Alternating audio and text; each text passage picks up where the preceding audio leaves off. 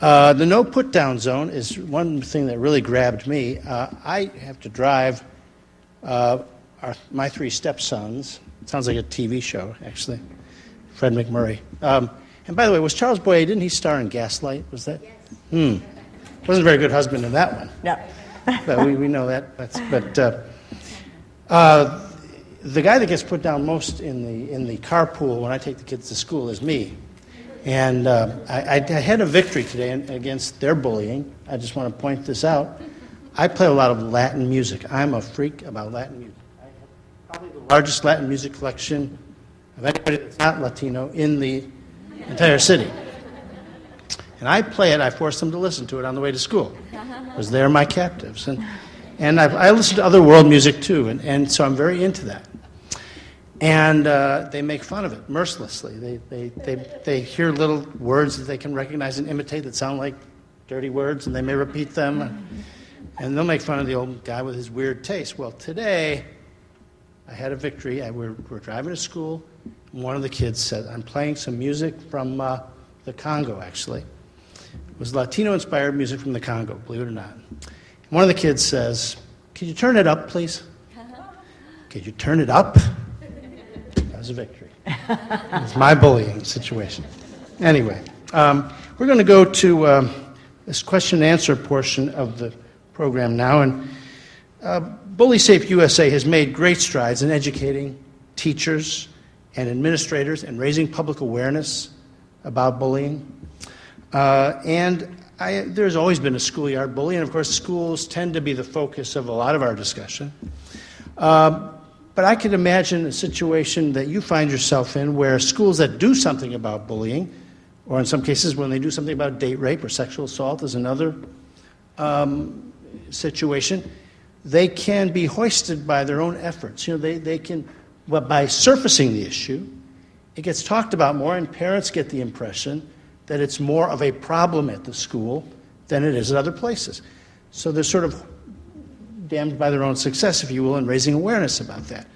And I think they're probably concerned about that, and you may find resistance, as I would sometimes as prosecutor, in talking about problems at schools in an open way.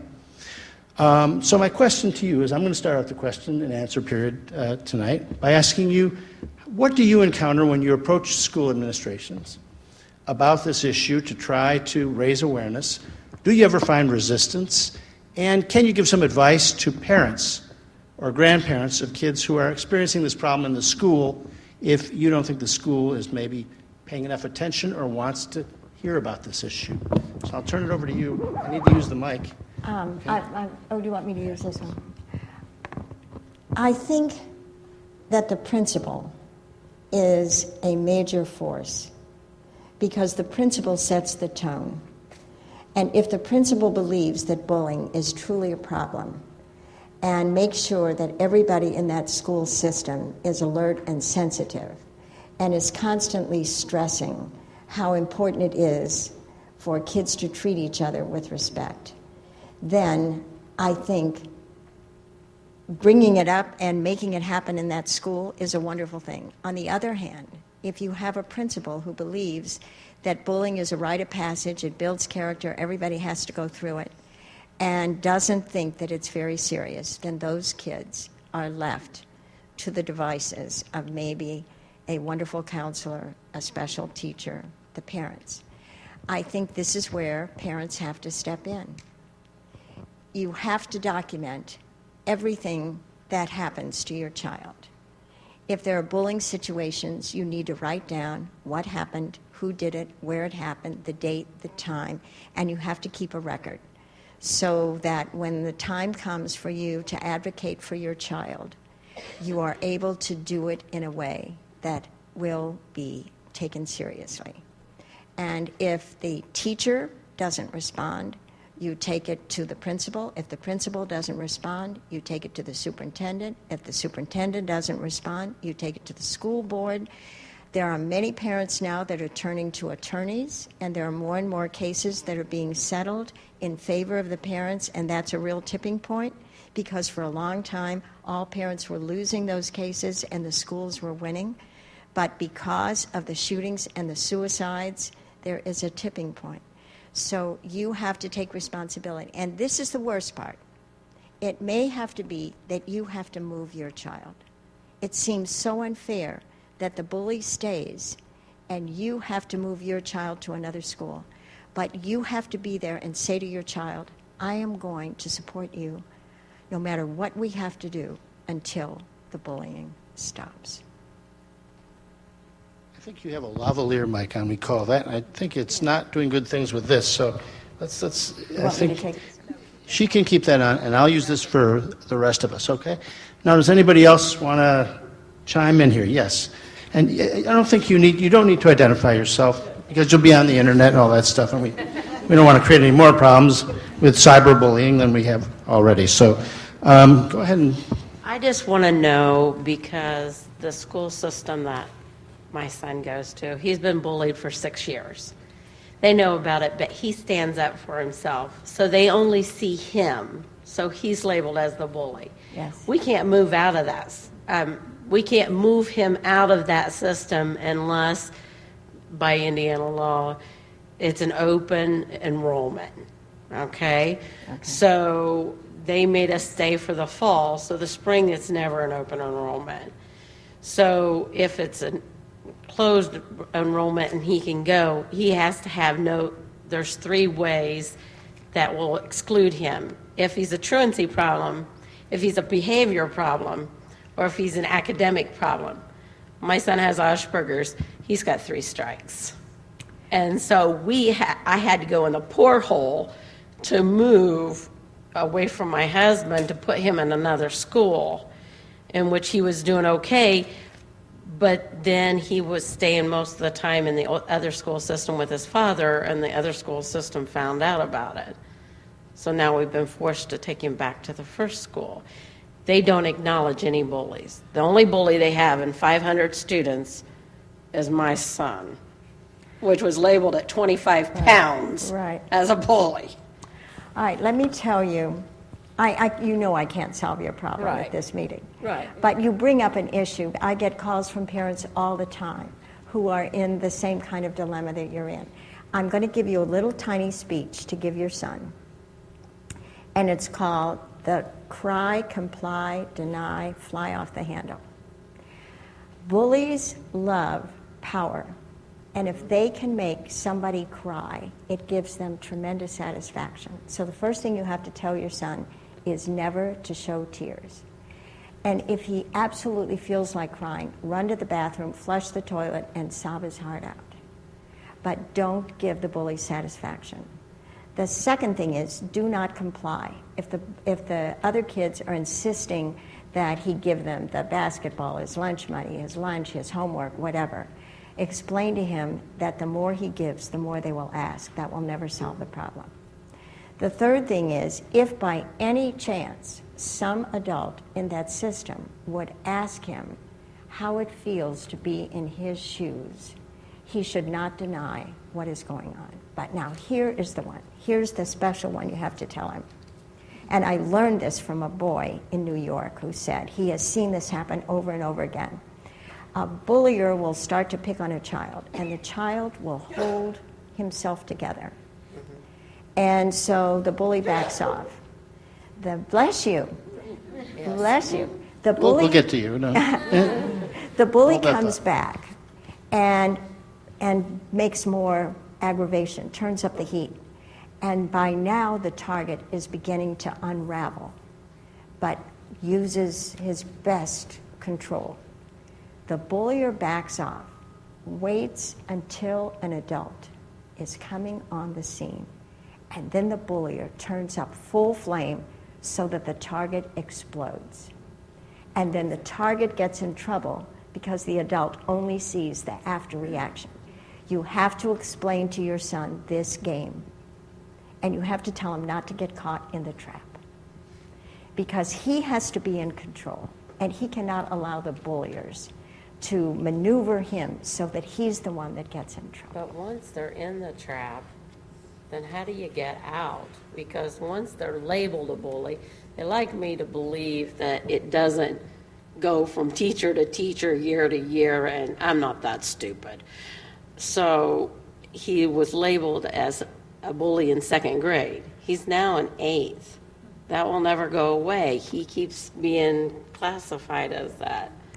Hopefully, there will be some adult in that system that will understand. She moved away.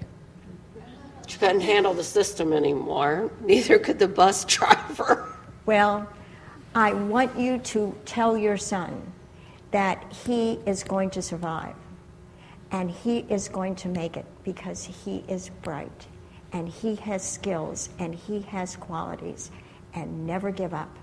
And you believe in him and help him believe in himself, and that's the best we can do at this point. And SuEllen has made an interesting point here, and one that, with the study, the longitudinal study that you mentioned, reminded me a lot of what we hear about domestic violence, which is that it is a chosen behavior. It is, in a way, it's a rational behavior in the sense that the perpetrator, the person who's seeking power and dominance, can get it and applies that calculus in his head. I saw a batterer once talk about this. He said, I realized when I was hitting my wife that if she was a 6'4" state trooper, I wouldn't be doing that. I was making choices. I was learning. And I think, isn't it true that bullies are learning this calculus where he's trying to draw the foul like Allen Iverson might, Right. when the refs are looking? Is that, Right. is this a sort of a rational calculation that the bully's making? Bullies are very clever, and they learn a lot of tricks, but the targets can be clever and be one trick ahead of them. Another thing, let me tell you, I recommend martial arts. Let me tell you why I recommend martial arts for targets.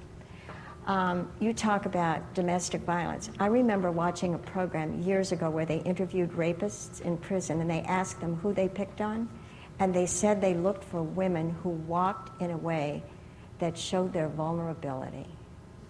So this morning, I did this little thing. I walked across the room, and I said to the kids, when I get here to Barbie, I want you all to start calling me names, okay? Everybody, we're going to try this. I'm walking down. I'm feeling life is really good. You creepy. Nothing. Okay, you saw that? Would you help me out? No. This young man, would you help me out? Thank you. I usually ask for volunteers, but I volunteered you. Okay, I'm going to whisper something into Eric's ear, and he's going to walk across, and you're going to call him names, and you're going to see how he's going to handle it. When they start calling him names, just look at him, give him a great big smile, shrug your shoulders, and walk on out. Okay? Okay, here's Eric. Dummy. Thank you. Thank you very much. All right. Do you Anybody else? see, no, wait a second, I have to finish the sentence. You see the difference. I collapsed. Eric stood tall and strong. I tell the kids that there are two keys on the computer that are the most important: delete and save. I saved. Eric deleted. Anybody else? Way back here. Let's see if we can get to you here. Okay. The situation is a little bit different. My daughter, she's in the 8th grade. She's 6 foot tall, and she feels, perception is everything, and a child's perception means a lot. And so she uses the word being picked on, but she relates it to being bullied. And she feels as though teachers bully her because of her size. So she's always being made the example of. And then as it relates to athletics, she plays volleyball and she plays basketball, but her coaches sometimes don't realize, I think, her age. They just look at her size, and so there's all this expectation of her because of her being so tall. Yes. And she feels like she's being bullied there too. Yes. So what do I tell her to, because she has a real strong spirit, and I don't want to break her spirit, but people are trying to break her spirit. Right. I think, I want to ask you something. Are you from Kansas City? yes, I I am. know we Okay, we'll talk. I love that you talked about her spirit, because that's going to be her saving core. And you are going to reinforce every time you talk to her, you're with her, you're going to remind her about this incredible spirit that she has that is going to help her deal with all of the things that come with being very tall. And she needs to tell the coaches, and she needs to say to them, you know, I'm glad I'm tall because it helps me in basketball, but I am not Michelle Jordan. And you can't expect me to be terrific just because I'm tall. And I hope that you will help me be the best I can, but not expect more of me than I can give. And you have to give her language. I think kids need scripts of how to stand up for themselves and take care of themselves. I learned this fabulous expression. Is there anybody in here that speaks French? Oh dear, I'm in trouble. I learned this expression, and I'm probably going to pronounce it wrong, but it is so important. It's l'esprit de l'escalier, the spirit of the staircase. And what this metaphor means is that you were at this event, and you were having this conversation, and on the way down the steps, you thought of all the smart things you wish you would have said. And it happens to us all the time. We cannot expect our young people in the middle of a heated, tormenting situation to be able to come up with brilliant one-liners. But if we role play with our kids and we help them figure out what is the thing that you can say that can be assertive but not be aggressive, that can be humorous. There was a boy that I met who had zits, and he did everything. He scrubbed, he took medication, he ate vegetables. I mean, what more can you do? And no matter what he did, the zits didn't disappear. And the kids kept calling him Pizza Face, and he hated going to school. So one day he went to school, and they started calling him Pizza Face, and he said, would you like anchovies or sausage? Would you like just plain cheese? How about meatballs? And he took control because he turned it into a humorous way of handling the situation. Or like Bill Cosby says, no matter what anybody says to you, just say, so? Help her find the language to accompany the spirit so that she can feel more in control of what is taking place in her life. And go home and give her a big hug and tell her, I'm going to be thinking about her. Over here. This gentleman here. I wanted to ask about the accountability aspect of bullying. Yes. I noticed that we talk a lot recently because a lot of tragedies have happened, and we can go back further to the Columbine incident. Supposedly that was generated as a result of some previous bullying, and the kids just kind of went to that revenge aspect that you talked about with the clock. But and even in Indiana, and I guess recently, I don't know if you were there when President Obama talked about the bullying issue. Yes. But the aspect of accountability, when I send my child to a school, they should be in a safe place. If bullying is going on, and bullying really is a crime, and when we look at some of the things and how they progress in certain things, intimidation, Right. stalking, Right. those are actual Right. live Right. crimes. Right. And I don't believe that the kids are educated enough on bullying to know that, you know what, when you do these things, you might not think they're a crime, but they actually are. That makes you a criminal. And I think that might, or do you think that would help in maybe curbing some of the bullying aspects? And do we need to do more accountability and dealing and maybe even prosecuting some of these kids or holding them accountable, and the parents as well if they don't take any action? I'm going to turn that question over to the prosecuting attorney. Well, I have no power here, as it said in The Wizard of Oz, but it's been a lot of years since I've been prosecutor, but I actually somewhat disagree with that because, I mean, even though that was my stock in trade was prosecution, and I think two things. I think it's important for prosecutors to be more involved in the school and the justice system to have more information flow with the school administration, because you would be shocked, I was, at the gulf that exists between school administrators and law enforcement people. And when you're in ignorance like that, people can play the seams in that information.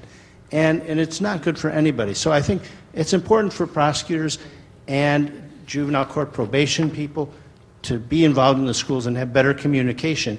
But I don't think it's necessarily better to have more prosecution or a more formal approach to bullying, because I think it's a day-to-day thing that's in the fabric of the school and the whole atmosphere of it. And I think you can do much more with the kind of work we're talking about tonight.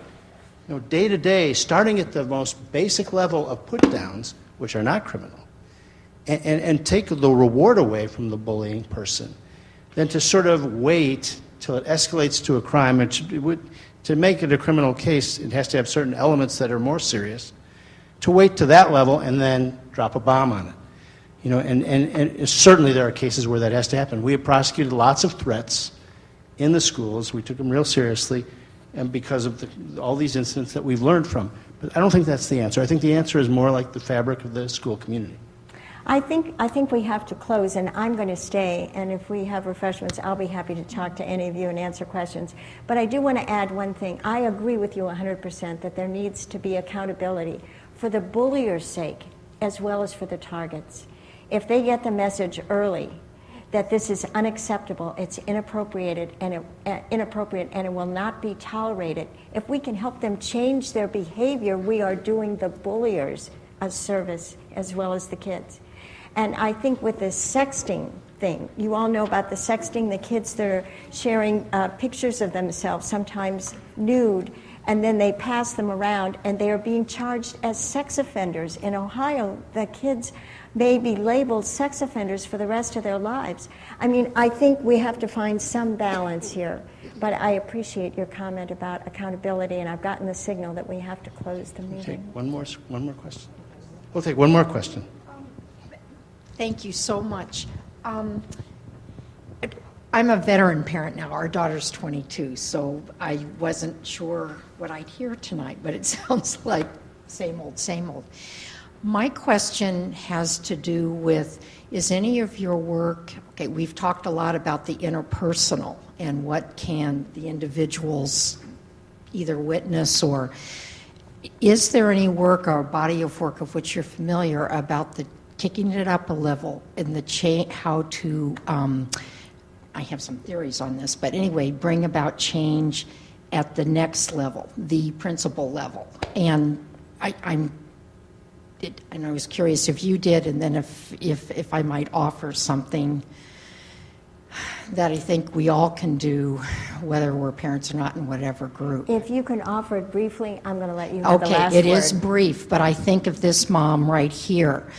Our daughter went through IPS and then also a Catholic high school, and we came back to Indiana. What a group of us parents and teachers and principals tried to do, and the challenge when you're a parent is things keep moving, so there's not any grounding, but is to, rather we had to overcome being labeled as only a parent or only a teacher, and we tried to kick it up, and a couple places succeeded, to the team level where we said those teachers, those parents, those principals who are concerned about bullying, let us meet, and we tried to talk about the fabric in that sense. What was missing, and I'm still very concerned as a citizen here, I call it the Chamber of Commerce school of approach, will not let behavior or the culture and the negative effect of bullying and stress has on performance. We cannot get that topic out there as part of the public discussion. And I think, in fact, there is plenty of evidence that that is a key. So I guess what I'm both asking and saying is the interpersonal suggestions are critically important for the short term, but we also need to talk also at changing the culture through leadership.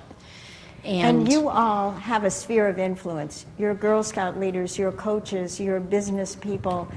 whatever your neighbors, you can build communities with the people that you know and develop an advocacy network.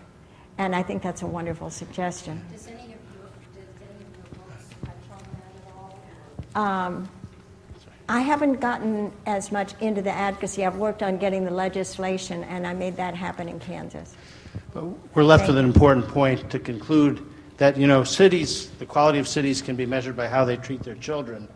And I think we've made, many of you have made a good start in your own lives, and getting together today to talk about this and to hear from someone who has done as much as SuEllen has been great. And I want to just thank her for being here with us.